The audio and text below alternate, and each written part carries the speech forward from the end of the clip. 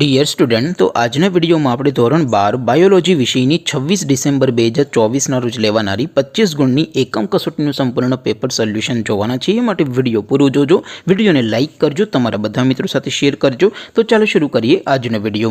દોસ્તો, ધોરણ 12 બાયોલોજી વિષયની 26 ડિસેમ્બર 2024 ના રોજ લેવાનારી 25 ગુણની એકમ કસોટીનું સંપૂર્ણ પેપર સોલ્યુશન પીડીએફ ફોર્મેટમાં ડાઉનલોડ કરવા માટેની લિંક આ વિડિયોના ડિસ્ક્રિપ્શનમાં આપેલી છે। તેના પર ક્લિક કરીને તમે સંપૂર્ણ पेपर सोल्यूशन ની पीडीएफ ने સૌથી પહેલા ડાઉનલોડ કરી શકો છો। અથવા તો દોસ્તો, પેપર સોલ્યુશન ની પીડીએફ ડાઉનલોડ કરવા માટે તમારે ગૂગલ ઉપર સર્ચ કરવાનું છે www.mygkguru.in। આ વેબસાઇટ તમે સર્ચ કરશો એટલે જે પહેલી લિંક આવશે એના ઉપર તમારે ક્લિક કરવાનું છે। જેવું ક્લિક કરશો એટલે સોલ્યુશન માટેની mygkguru.in આ વેબસાઇટ ઓપન થઈ જશે।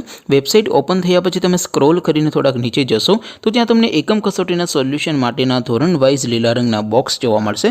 દોસ્તો, અહીંથી તમે કોઈ પણ ધોરણની બધા જ વિષયોની એકમ કસોટીના ક્વેશ્ચન પેપર અને તેના સંપૂર્ણ પેપર સોલ્યુશનની પીડીએફ ને સૌથી પહેલા ડાઉનલોડ કરી શકો છો। જેમ કે દોસ્તો, અત્યારે હું ધોરણ 12 માટે એસટીડી 12 વાળા બોક્સ ઉપર ક્લિક કરીશ।